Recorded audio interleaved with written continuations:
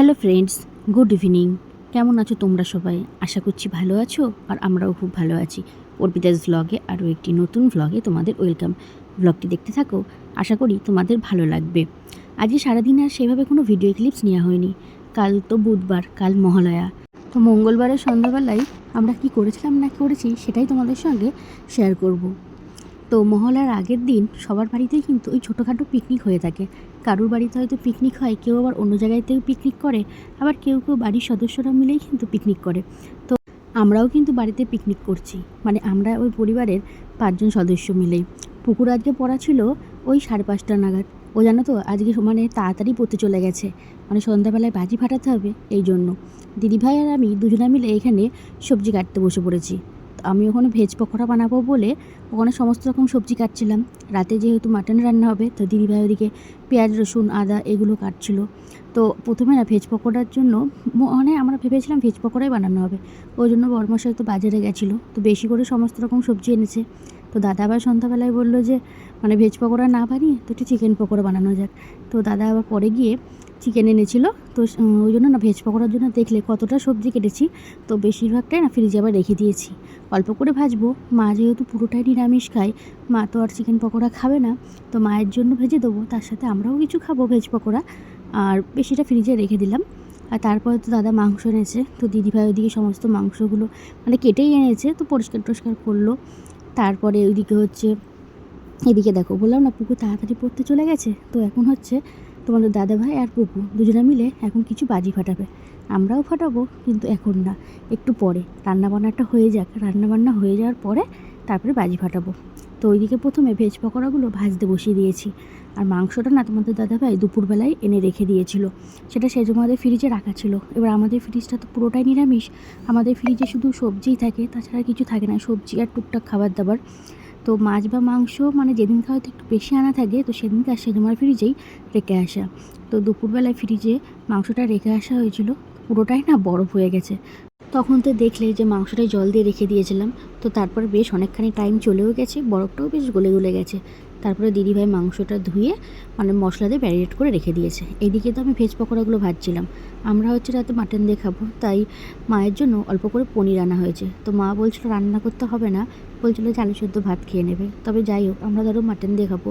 তারপরে মা হচ্ছে শুধু আলু সেদ্ধ ভাত খেলে দেখতে ভালো লাগে, তাই মায়ের জন্য কিন্তু অল্প পনিরের ঝোল বসানো হয়েছিল। তো পনিরের ঝোলটা ওইদিকে দিদিভাই রান্না করলো, আর এদিকে আমি হচ্ছে পকোড়াগুলো ভাজছিলাম।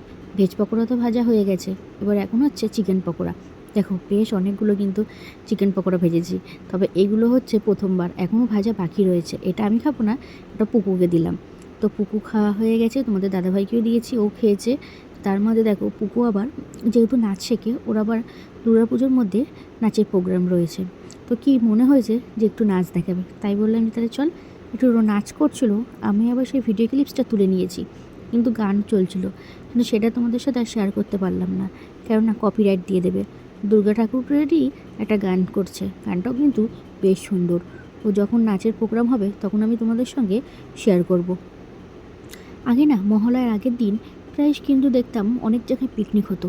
বিয়ের আগেও জানো তো আমাদের পাড়াতেই মোড়ে মোড়ে মানে পাড়ার মোড়ে মোড়ে সমস্ত ছেলেপেলেরা পিকনিক করতো।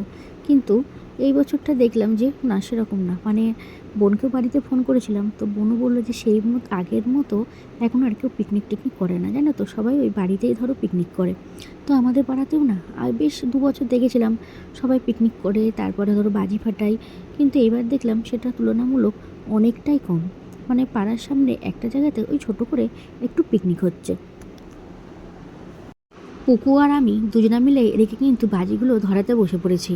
তো এখন ওই রং মশলাগুলো পুকু ধরাচ্ছে, তো দিদিভাই কিন্তু এদিকে রান্নাবান্না বসিয়েছে। তো দিদিভাই বললো এদিকে আমার রান্নাবান্নাটা হয়ে যাক, তারপরে একসঙ্গে সবাই মিলে ছাদে যাব, ছাদে গিয়ে তারপরে বাজি ফাটাবো, কেন আরও কিন্তু অনেক বাজি রয়েছে। এদিকে দেখো ভাত বসিয়েছে, আর এদিকে মাটন বসিয়েছে। তবে মাটনটা আজকে আর ঝোল হবে না, পুরো কষা কষায় রান্না হবে, মানে রাতের বেলায় তো। আর বেশিরভাগ আমাদের বাড়িতে মাটন আনলেই কিন্তু ওই পাতলা ঝোলই রান্না করা হয়। কিন্তু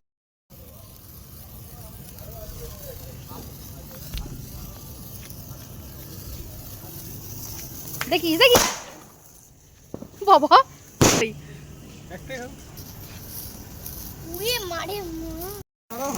সরা, তুমি একটু সরা, ওই ধরে না দেখিস কি হচ্ছে? ও বাবা কি করছে?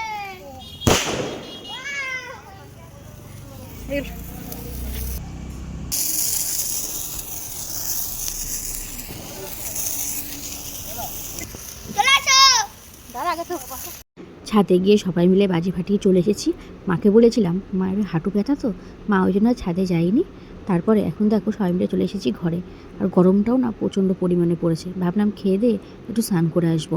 দিদি বাইরিকে খাবার বেড়ে দিয়েছে, তো সবাই মিলে এখন রাতের খাবারটা খেতে বসে পড়েছি। তো রাতে মেনুতে কিন্তু বেশি কিছু ছিল না, ছিল ভাত, মাটনের ঝোল, আর বললাম না মায়ের জন্য পনির রান্না করেছে, তো পনির। তো চলো এখন খাওয়া দাওয়া করে নিই। আজকে সন্ধ্যাবেলাটা কিন্তু বেশ দারুণ কাটলো। আর মানে বলতে গেলে ছোটোখাটো বাড়িতে একটা কিন্তু পিকনিক হয়ে গেল। তো চলো আজকের ভিডিওটা এখানে শেষ করছি, বাই বাই।